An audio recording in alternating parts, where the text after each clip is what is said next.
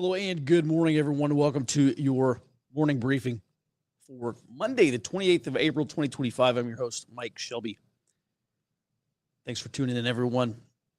Let's go ahead and jump into today's In Focus. This is something I've been talking about for the past couple of weeks, is May Day, shaping up to be a long weekend for some people. Democrat politicians and progressive activists have been ramping up their calls for escalation against Trump administration policies for some time now. Senator Chris Murphy said last month that Democrat politicians need to take greater risks to encourage rank-and-file activists to go take greater risks. And other Democrats have been calling for mass mobilization protests against the administration. Last month, Murphy called on Democrat leadership to, this is exactly what he said, quote, "I will admit that this is a conversation happening inside the Democrat Party right now as to whether you engage in sort of normal tactics or whether you have to engage in exceptional ways." He continues, by the way, I covered this earlier this month. He continues, quote, "I think it is very likely you are going to need hundreds of thousands of people engaged in mass-scale mobilization." And he says, I'm going to argue that we should engage in exceptional tactics because to me, that is the only way you ultimately create that connective tissue between the leaders of the party and the grassroots when that movement or when that moment comes that we need everybody out on the street. He said that during a town hall in late March. More recently, Senator Murphy told a crowd of supporters in North Carolina over the weekend that, quote, "There's not going to be an election in 2028 if we don't win this fight right now." Also, Illinois Governor J.B. Pritzker, also a Democrat, called for mass mobilization protests and disruption against the Trump administration. And he said that during a speech to New Hampshire Democrats last night.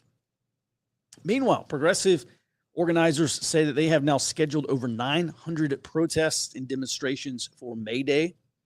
That is 75% of what we saw during the April 5th hands-off protests. So still a substantial number of protests and demonstrations coming up starting on this Thursday, May Day, aka International Workers' Day. Most of these events are scheduled for Thursday during the day or Thursday evening, although protests and demonstrations are scheduled throughout the entire weekend into Sunday across the nation. This is also true of far-left groups. I think it is likely that we will see the first major Antifa demonstrations at some point between Thursday and Sunday, because we have seen a number of these revolutionary anarchist blogs call for these events. In Olympia, Washington, they are promoting a, quote, "roving economic blockade" on Thursday, in which they appear to be intending to block highway traffic during rush hour.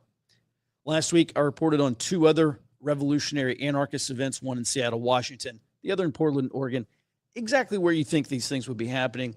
But they have scheduled some events for the evening of May Day, and this could result in direct action demonstrations later that evening. So we're talking about graffiti, vandalism, property damage, maybe arson on the later in the night on Thursday. But honestly, it can happen at any point throughout the weekend. Also in Tacoma, Washington, you remember that guy William Van Spronson? He showed up with some kind of incendiary. I forget if it was like I think it was something more than a road flare. He had like a Molotov cocktail. And authorities said this was back during the first Trump administration. So 2017 through 2019, somewhere around there. And authorities said that they were at this Northwest Detention Center, which is like an ICE facility in the Tacoma, Washington area. And he was armed with this Molotov cocktail. And authorities said he was trying to throw it at a propane tank to cause an explosion. I don't know whether that's true or not, but he ended up getting into this. It was a police-involved shooting.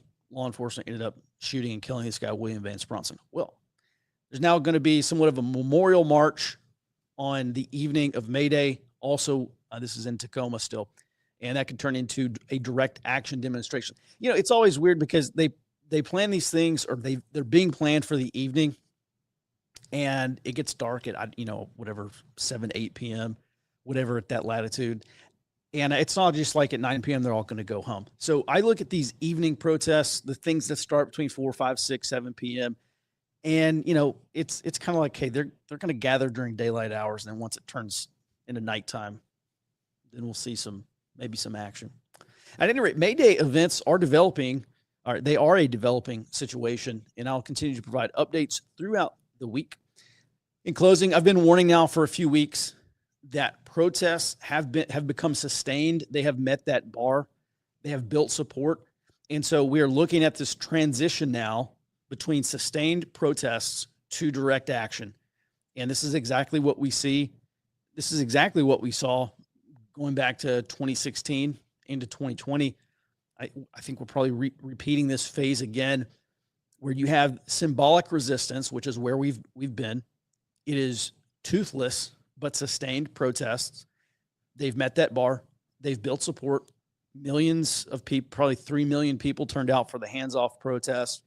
May Day, from Thursday all the way through Sunday, we will probably see, it may be even larger, all days included, larger than the April 5th hands-off National Day of Protest. Point being, they have met the precondition now to move on to direct action, and it appears this is what we're seeing, or what we will be seeing starting on Thursday, running through this weekend.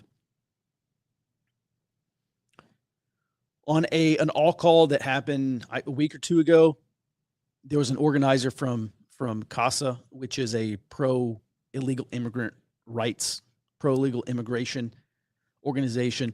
And the organizer said that she wants people to go out and block these ICE deportation planes. I think this is on the table as well, starting on Thursday, running through the weekend, and really all summer.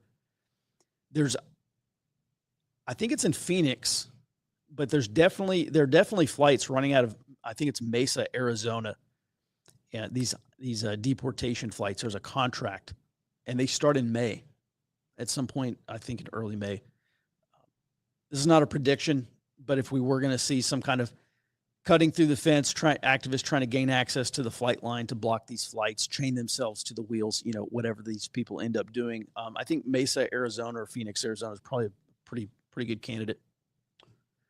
As always, this is something I'm following here, and just to step everyone up through this pyramid here, this image on your screen. So symbolic resistance, we've seen that. This is protest, like pretty toothless, but they have proven the ability to hold sustained protests. Not every protest has to be larger, but millions of people, hundreds of thousands to millions of people do need to continually turn up to these protests. They've obviously met this precondition.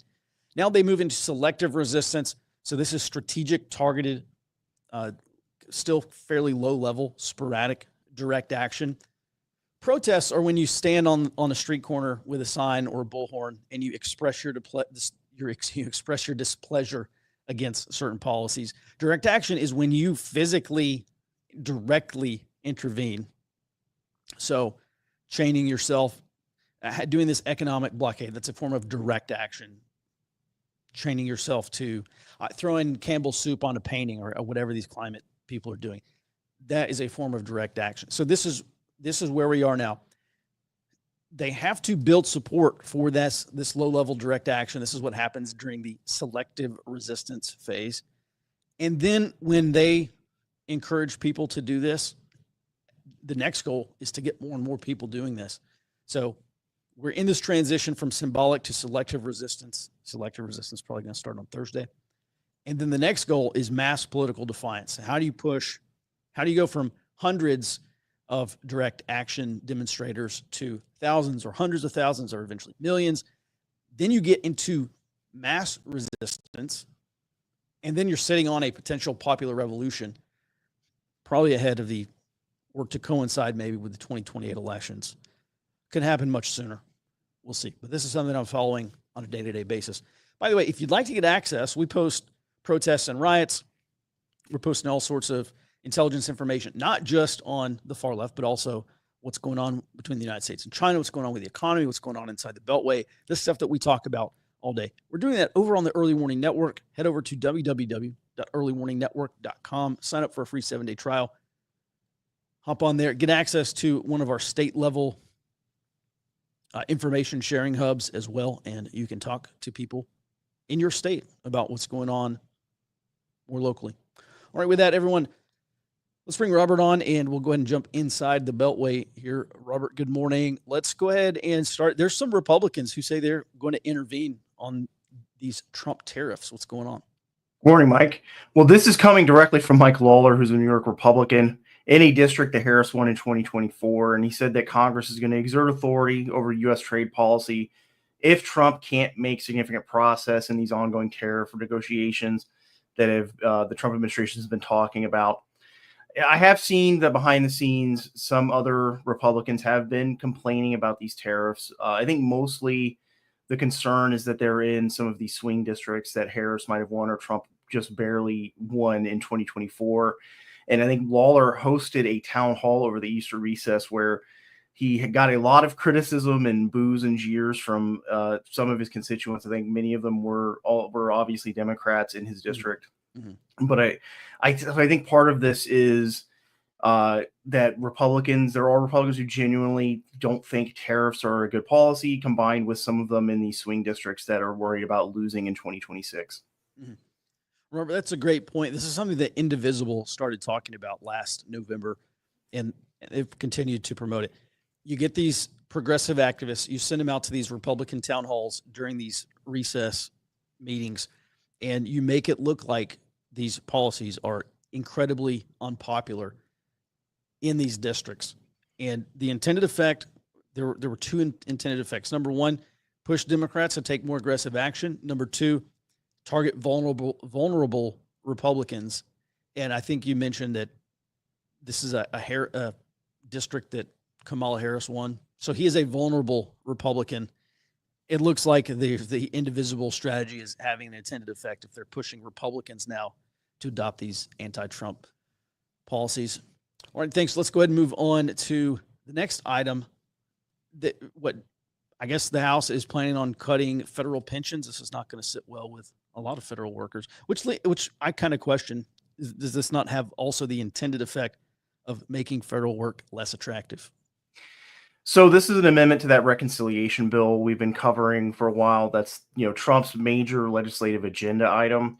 And this is Rep. James Comer from Kentucky who wants to include it's not just a cut to pensions. It's actually going to increase the amount up front that federal employees pay into the retirement system and then lower their pension payouts on the back end.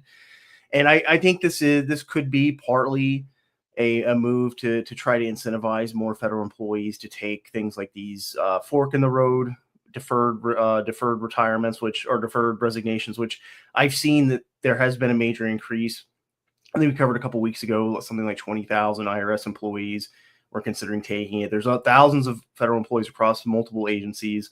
It's just hard to get a centralized number now because I think the second wave of these deferred resignations have been agency by agency and not centralized at the Office of Personnel Management, which I think is also an attempt by the Trump administration to reduce the chance of a lawsuit blocking this plan. I think this is going to anger a lot of, especially, already anti-Trump federal employees, but maybe even some that are on the fence. And there could be courts that, I think some of a court might intervene on this because they have, the power of judicial review through Marbury v. Madison. They can also find that Congress has done something that's unconstitutional. They might consider this to be something they can put a nationwide injunction on. Mm-hmm. And so just the bottom line here is now federal workers are going to have to pay more into the system to get less out. Yep. All right. And then finally here, Pam Bondi, Attorney General Pam Bondi, seems like she's in a no-win situation because she wants to go after leakers. And if she does, the Trump administration is going to be fascist, so the opposition will say she doesn't go after leakers. They're just going to get pummeled with leaks continually. So apparently DOJ is planning on, what is DOJ already doing this, or they have a plan to tackle leakers, or what's going on? Well, yeah, Pam Bondi said that this is what they're doing, and this is a return to the first Trump administration's policy, which is using subpoenas and search warrants to force journalists to turn over information on government leakers. And they're also said they're going to seek criminal prosecution of these leakers. But like you said, I expect to see increased calls of Trump acting as an authoritarian or dictator over going after these leakers. But it does, like you said, put them in kind of a catch-22, because if they don't go after leakers, there will be more, just like there was during the first Trump administration. Last week on Thursday, there was another Indivisible call. They do one every week. And Ezra Levin, who is the co-executive director of Indivisible, which is the country's, I think probably at this point, the country's largest protest coalition or protest organization, Trump resistance group. He said 2029 is not too far away, and we're going to go after people who enable the Trump administration. And I don't know. I shared that clip last week. But I look at this stuff, Robert, and it just seems to me that the progressive activists are actually doing everything they can to actually push a more authoritarian response here. And I just wonder if that's not where we're headed regardless, honestly. Well, from the Trump administration perspective, I think there's basically two directions that officials are going. One is that, well, they need to hedge because they don't want the backlash if JD Vance doesn't win in 2028. But yeah, I agree. I think in the other direction, a lot of these Trump officials look at, the response to the attempts of Trump to reform the federal agencies, implement his own policies, and say that they could go to jail if a Democrat wins in 2028 or they flip the House or Senate in 2026. So that could be pushing them to accelerate because they're facing personal jail time over this. I think accelerate is a good term. I'll just be honest with everyone. It makes me incredibly nervous when Trump comes out and talks about invoking the Insurrection Act. This is not something that he's done recently, but on the campaign trail, he's asked, what are you going to do if there's riots again? He said, well, we could always invoke the Insurrection Act. This is something that these left-wing groups are prepared for. I think the Insurrection Act would be a gift to a lot of these groups because it would inflame the situation. I don't actually think it would help the situation. But if we start seeing these more extreme cases of direct action by these left-wing groups bordering on sabotage, or, some people call it sabotage, some people might call it domestic terrorism. Robert, what do you think have you seen the Trump administration say anything on the Insurrection Act? Because my point is, if we start seeing these more extreme cases of direct action, the Trump administration might be more likely to invoke the Insurrection Act. And that is a can of worms. I think things are going to get extremely ugly. I mean, we're barely 100 days into this thing. It's going to be a long 3.5 years. But Robert, what's your take on that? I haven't seen any recent public comments, at least. But I do think so. In the first administration, Trump did publicly say he wanted to invoke the Insurrection Act. I think especially around the 2017 riots in D.C. and ahead of the 2020 election. And I think at the time, the officials around him kind of said no, especially defense officials in this case. There might be less resistance to that, where Trump has put people who are more politically, he said openly, more politically loyal to him in cabinet positions and in the White House. He might have less resistance to actually calling that. So if he does start saying publicly that he wants to invoke the Insurrection Act, could be more likely during this term than it was previously. Robert, this is the problem. I think, there's a saying, if you're in for a penny, in for a pound. I've been using that a lot lately on social media because it really does seem like we're on the front edge of direct action that's probably going to start this Thursday and this weekend at a low level, but it's going to grow. I mean, it's going to have to grow, I think. And so the problem that I see is if Trump takes, from the administration perspective, if they take a half measure and they lose in 2028, we're going to see that whole Biden thing come roaring right back. And I don't know. It's a little concerning to me, honestly, because if you take a half step or you take a half measure, then what's the point? I don't know. There's maybe some good analogies there. Robert, any thoughts on that? In for a penny, in for a pound? Yeah, I think if they take a half measure and fail, there will be a major backlash in 2028 if a Democrat wins. I mean, that's basically what every major Democrat pundit and official at the state level and federal level are implying, at least when they're talking about it. I feel like Chris Murphy talking about exceptional tactics or exceptional measures. I would expect not just Trump officials, facing jail time over their actions if they go halfway and fail, but also, a crackdown on Trump supporters. It wasn't that long ago that Hillary Clinton, I think it was during the 2020 election, calling for putting Trump supporters effectively in re-education camps. I don't expect to see something like a mass incarceration of Trump supporters, but I think there will definitely be a ramp up of what we saw during the Biden administration, where there's a lot more censorship of political speech online, a lot more surveillance of people who, groups of Trump supporters, like, FBI going after the Catholics over anti-abortion stances, and ramping up arrests of people who show up to protest for pro-Trump reasons. Like if we saw another January 6th, 2029, I would expect a much harsher crackdown than we saw during Biden, where they spent, I think, like 3 years basically systematically going after people who were at the January 6th protests, starting with people who went in and then eventually ending up with people who were just at the protest. Mm-hmm. Yeah, we're getting into kind of realpolitik here, political realism. Who is going to wait around for that to happen? So, all right. Well, at any rate, we can continue to talk about this. I'm sure we will continue to talk about this. Thanks for that, Robert. Let's go ahead and move on to today's domestic roll-up. All right, something that a lot of people probably seen by now. Over the weekend, there was a raid in a Colorado Springs, an underground, illegal nightclub, and some interesting facts came out. What's going on, Robert? So the Drug Enforcement Administration said that at this Colorado Springs, Colorado illegal nightclub, they arrested both Trenda Aragua members, MS-13 members, and also more than a dozen active duty Army members from Fort Carson.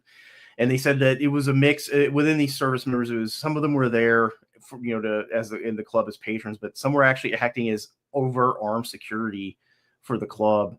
And the Army did confirm that these active duty members from Fort Carson were present at the club, and they're conducting a joint investigation with the DEA. It's not unprecedented for the cartels and these foreign organized crime groups to contract out things to active duty members. I think a few years ago there was someone also from Fort Carson who was arrested for effectively being a hitman for one of the cartels. So I don't think this is unprecedented, but it does seem pretty unusual for such a large number of people, of active duty service members, to be effectively working for Trenda Aragua, who was running this club. Mm-hmm. Yeah. Now, I remember, first of all, I think this is a huge counterintelligence problem, obviously, for the Army. I don't know what they're doing. I hope they're taking it seriously. I don't even know if they have the counterintelligence assets to do this. But we know that FBI recently came out and said Trenda Aragua was essentially being used as a proxy force by Venezuela, maybe some other countries here. Do you remember, I don't know if this just pertained to us, but I distinctly remember seeing a list, and this was on Army bases, seeing these lists of facilities that you were not allowed to go to, that U.S. Army personnel on that base were not allowed to go to. And they were mostly like strip clubs and bars and stuff. But that was because maybe there's some counterintelligence nexus there, or, maybe they're just trying to keep troops out of trouble. Where was this? I don't know. I guess where was this on the list? Did this make a list at Fort Carson of, I forget even what the list is called, but places that troops aren't allowed to go? Because it seems like we're about to see a big swing on that. This probably wasn't on any kind of list barring service members from attending, because they probably didn't know about this. It was an underground club. There was also which I think something we've seen a lot with some of these foreign organizations is interactivity with domestic organized crime. And I think there were also some Hells Angels members that were part of this club that were running this nightclub. So I don't think it'd be on the list because it's an underground club, but I think this is also a major indicator of just how dug in Trenda Aragua is into the United States, because they're now cooperating with domestic groups, domestic organized crime, just like other past foreign adversaries have done. Like Iran has worked with the Hells Angels and trying to do assassinations and things like that. All right. Well, seems to be like an incredibly unnecessary and greatly unneeded another problem or challenge for Army, not just Army counterintelligence, but service-wide CI. All right, let's go ahead and I'll just let you take a run through the rest of these, Robert, starting with Wisconsin. So the FBI arrested Milwaukee, Wisconsin County Judge Hannah Dugan on Friday morning, and this was over accusations that she obstructed federal officials trying to arrest an illegal immigrant in her court earlier in the month. Attorney General Pam Bondi said the Trump administration is going to prosecute other judges who obstruct the Trump administration's agenda. I also saw in response to this, there was another Wisconsin judge who said she's actually not going to hold any court hearings until mid-May when their county circuit holds its meeting, because she says it's because she's worried about being arrested. I think this is partly a protest against the arrest of this judge. I expect to see the Trump administration go after some more of these state and local level judges, because as far as I understand, there has been in some states, the state's attorney's office and district attorney's offices have actually been downgrading some charges against illegal immigrants to avoid the scrutiny of ICE, to basically charge them in ways that will avoid automatic deportation orders. So I expect that to increase as well, as they're trying to evade or avoid being arrested by the Trump administration. And I'm assuming you also saw what I think it was Wisconsin Governor Tony Evers directed all state officials not to cooperate with ICE.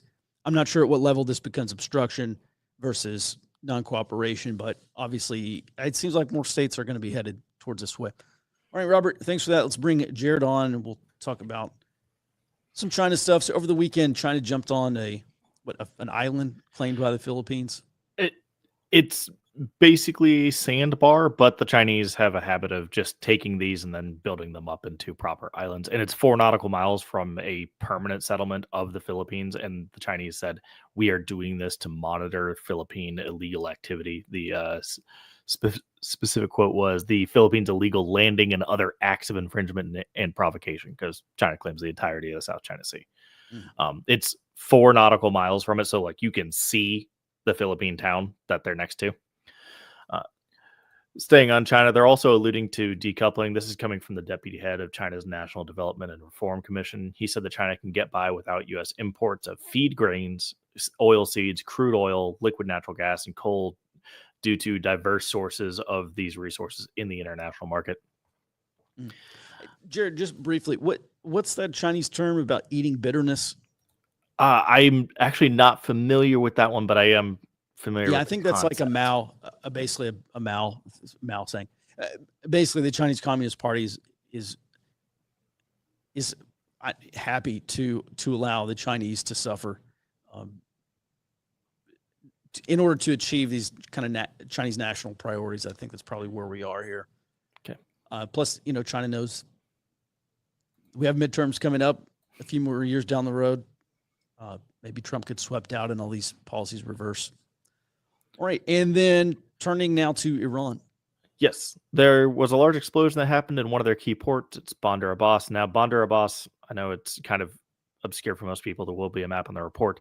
It's a key commercial port that's actually being developed by India as well. It's a joint venture. And it's a key military port for Iran. They send out all of their Iranian Revolutionary Guard Corps Navy guys to go monitor the Strait of Hormuz from there. And one thing I found particularly interesting is even though the government's calling for an investigation, they're not publicly blaming anyone for it. Frequently with a lot of these explosions, they'll, fire off at whoever's upset them most recently. But there are no finger pointings here. So is this like maybe a natural explosion, or is this Israel? I don't know. Well, I doubt it's the United States because we're trying to negotiate with them. I don't know. Fair enough. Yeah. And ending on the latest update for the Indo-Pakistani war, it's not slowing down at all. India ordered all hospital workers in the disputed region to cancel their leave and establish 24/7 emergency control rooms for handling emergencies. Their carrier strike group, which we covered getting underway last week, they fired several BrahMos anti-ship missiles in a drill in order to send a message to Pakistan. So it looks like there may be some naval activity coming on, which we'll have to expand this map quite a bit. And over the last, basically every night since the declaration of, well, not declaration of war, every night since the the revocation of the SILMA agreement. Mhm. We have seen small arms skirmishes at night, and we're starting to see this spill over. Indian diaspora protested throughout the West, and in London there was even a counter protest amongst Pakistanis, which was making the rounds on Twitter. There is some worry that I think we could see some action outside of the India-Pakistan border region and in the West itself. Mm-hmm. All right. Thanks for that. Let's go ahead and move on to the rest of our items here.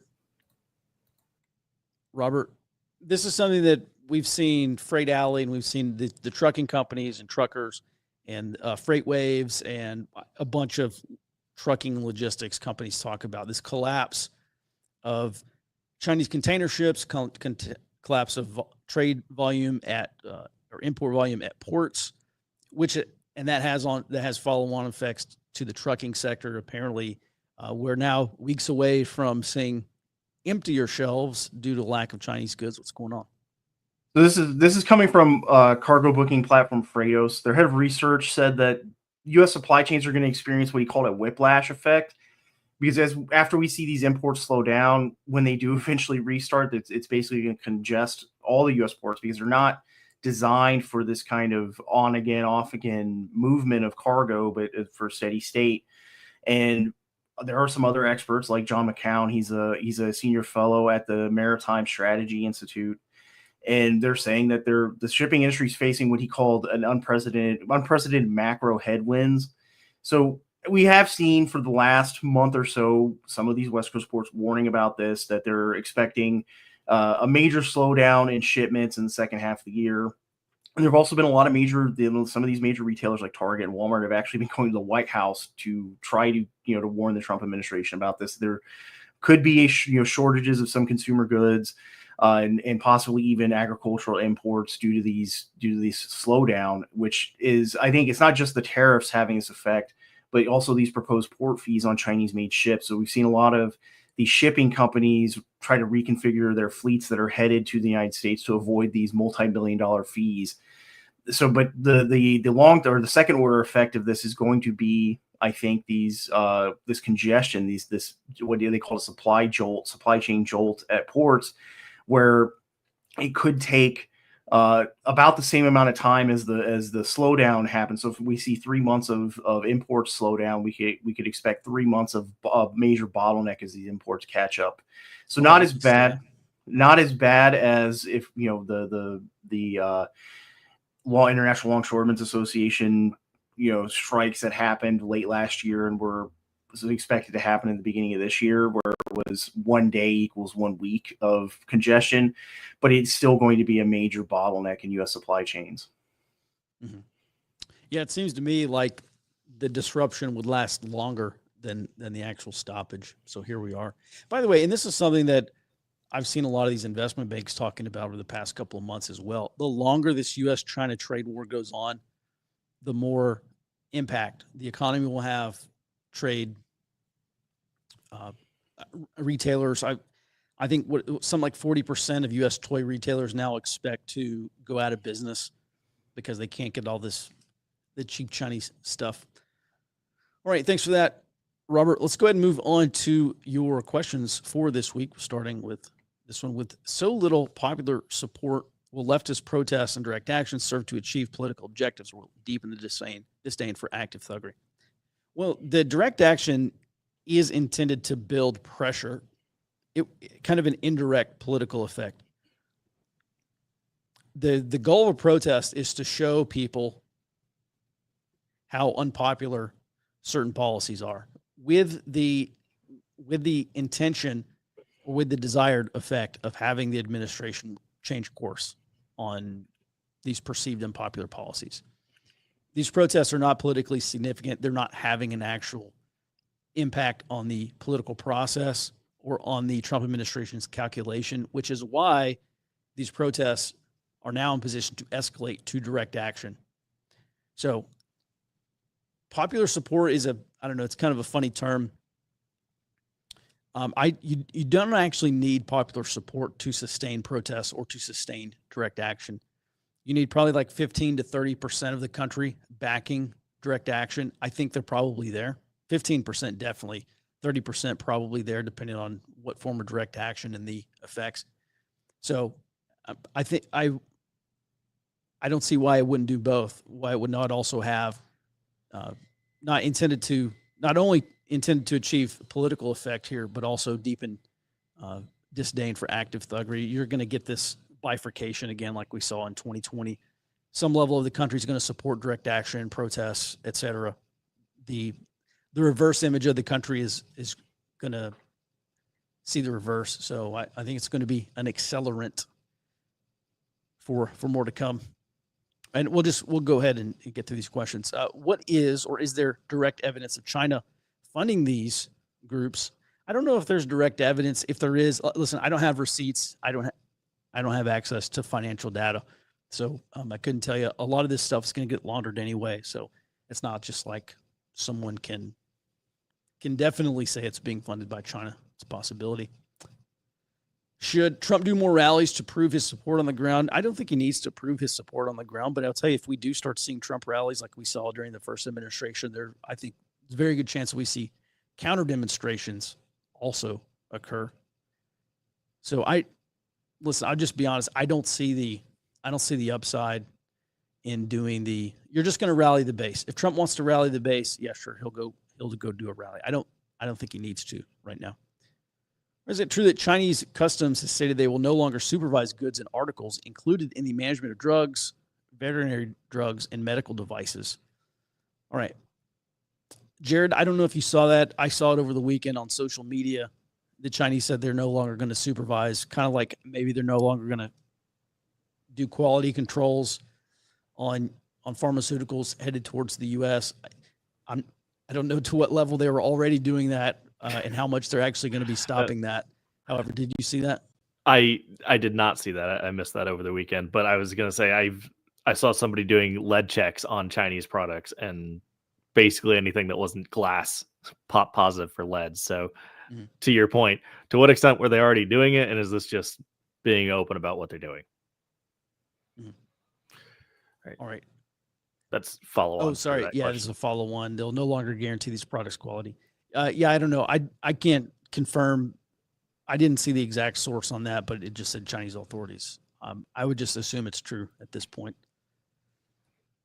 All right. In terms of Democrats pushing the envelope and exercising political power, Republicans always seem to be timid. Do you think at some point direct action rises to the level of insurrection and should be addressed accordingly?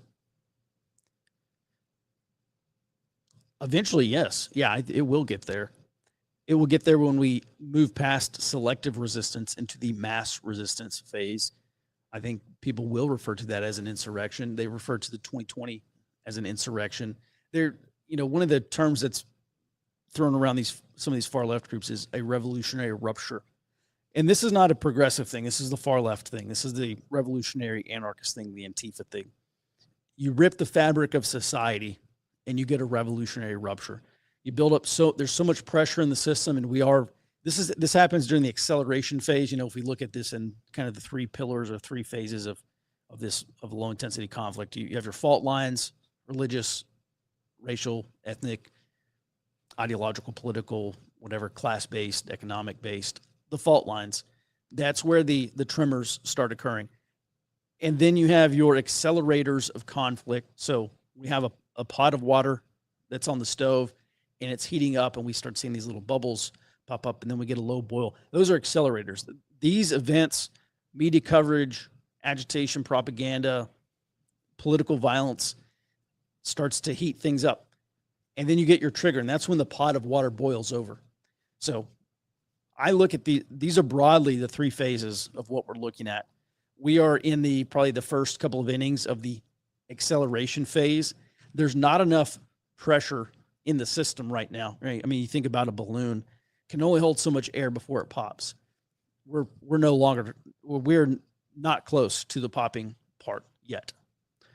So how soon could this happen? How soon could we get to the insurrection phase? I mean, I don't see why this summer we cannot get into kind of low-level insurrectionary violence like we saw from 2017 into 2020. I don't think we're going to repeat 2020. I don't think there's going to be BLM Antifa style action, 100 days of riots this summer.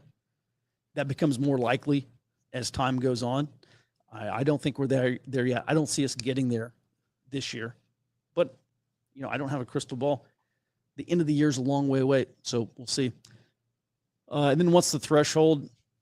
I don't have a personal threshold. I would say,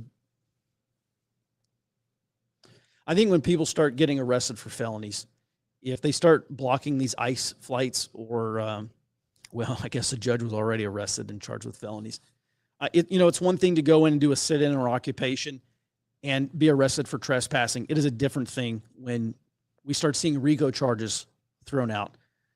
I think Bondi could look at RICO charges. This was actually very successful when you look at the Stop Cop City campaign / movement in Atlanta against that Atlanta Public Safety Training Center. There's basically, for those who don't know, outside of Atlanta, Georgia, there was a police training facility they were trying to build it. And so you had occupations, and this over the course of years, occupations, arsons, they would go and destroy generators. They would go to the construction site and they would go light up these bulldozers and commit arson and burn them up. Construction vehicles, all sorts of stuff. And it got to the point where even, I think, certain construction companies that were involved said, we're out of here. We're not going to deal with this anymore.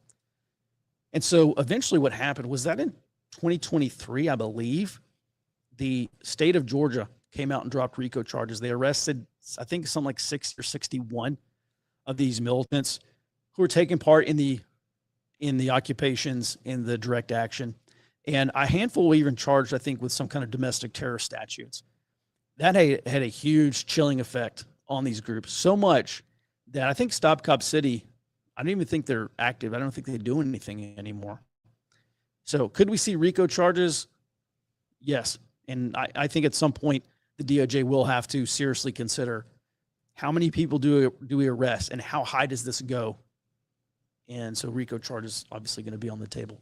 I don't know what the threshold for that is, but I think that's going to be pretty significant escalation.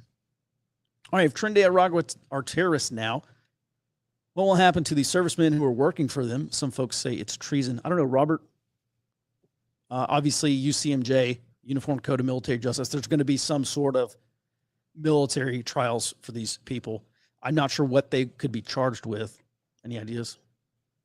I'm not sure either because, well, since TDA is now a declared foreign terrorist organization, they could see some kind of charges of providing material support to a foreign terrorist organization, but I think that's unlikely. I think what will end up happening is they might get dishonorable discharge for something.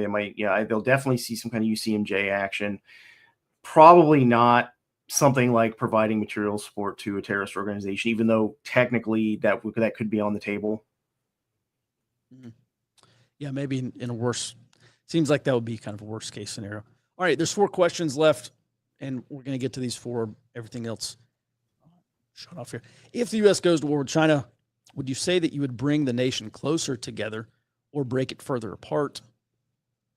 I think it's got to break the country apart. We're going to see anti-war protests, depending on how this war initiates. We know for years now, the Army has been warning about the use of transnational criminal organizations by foreign adversaries like China I'm not saying China's using Trenda Aragua, but there's lots of TCOs, transnational criminal organizations in the United States, domestic groups that could be used. It also talked about essentially unconventional warfare in the United States. It actually does say, quote unquote, conventional and unconventional methods. So using protest groups, using domestic resistance groups, I would say, also on the table.